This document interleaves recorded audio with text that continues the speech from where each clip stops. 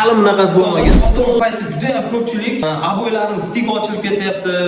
Usta bo'lganim uchun juda ham ko'p tushadi. O'rtoqlar, sizlarga 2-3 ta sababini keltirib beraman. Birinchi o'chirda kleyni to'g'ri tayyorlanishini ko'rsataman.